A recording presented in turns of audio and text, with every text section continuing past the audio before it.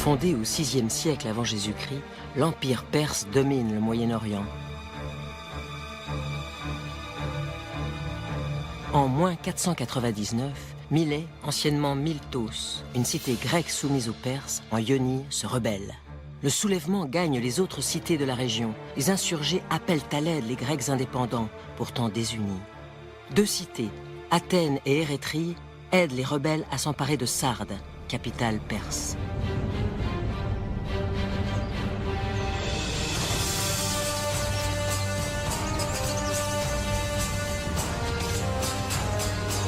Darius le Grand est l'héritier de l'Empire perse, composé d'une cinquantaine de royaumes orientaux.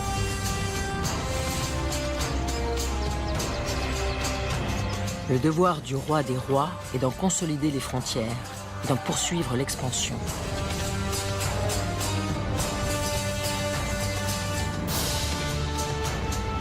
Alliant pouvoir, force et autorité, les expéditions perses ont permis à l'Empire de déployer son gigantisme sur 6 millions de kilomètres carrés, depuis l'Iran actuel sur une grande partie du Moyen-Orient.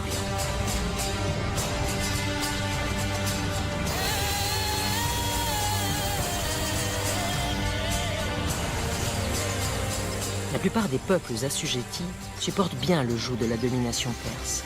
Si elles s'acquittent des impôts, les populations sont libres de conserver leur culture, leur religion et leurs institutions.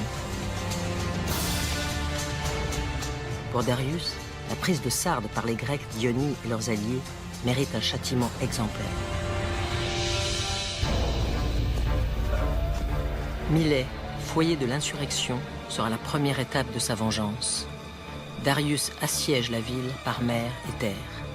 Milet, joyau de la civilisation grecque, s'effondre. Sa population est réduite en esclavage.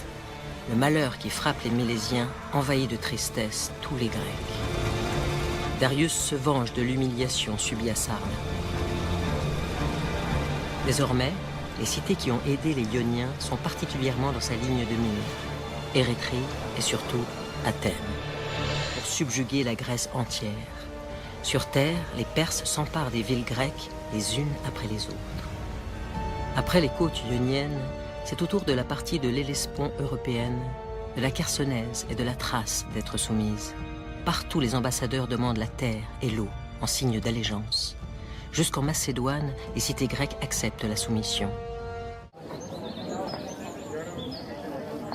Sigate, omitiades melelegen, agrometha. Graskapsai ten polin hemon, hoi pirsai glikuntai. Kai karastesai hemasis du lean. Hukun. Upostas Athenas pulaxomen. Biltis ton estinepitois horos makestai. Me tus pirsai easomen his ten polin imbalin.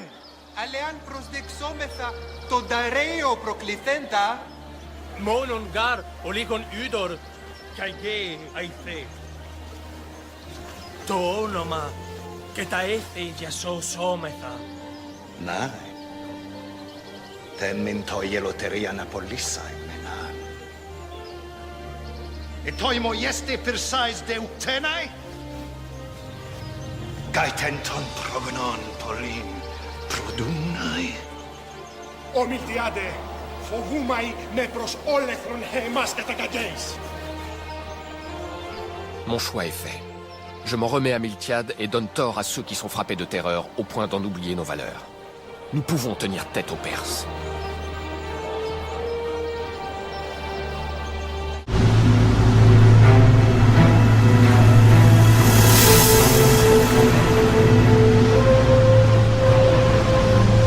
« 50 000 combattants perses, dont 5 000 cavaliers, foulent le sol de Marathon et installent leur formidable campement en moins d'une journée.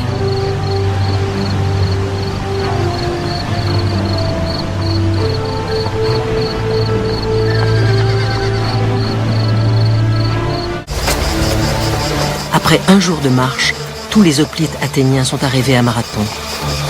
Ils sont bientôt rejoints par les Platéens, leurs fidèles alliés. Ensemble, ils comptent bloquer l'avancée perse en utilisant l'environnement naturel. Miltiade étend la ligne de front des soldats grecs.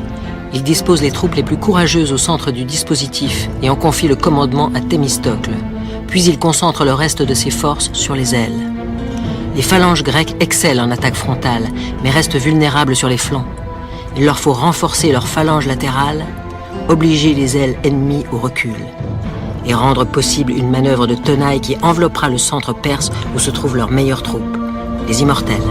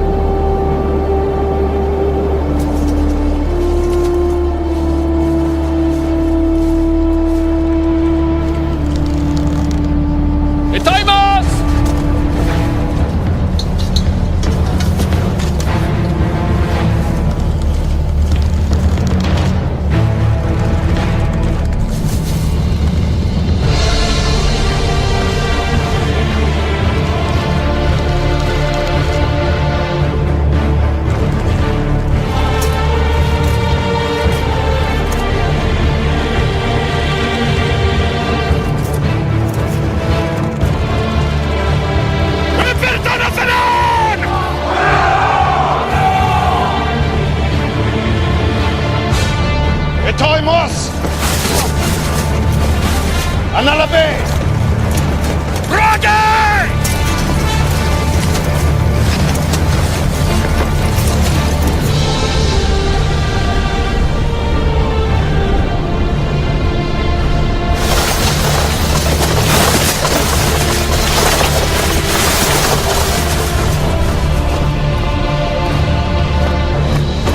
Auruhara birun bekeshit. «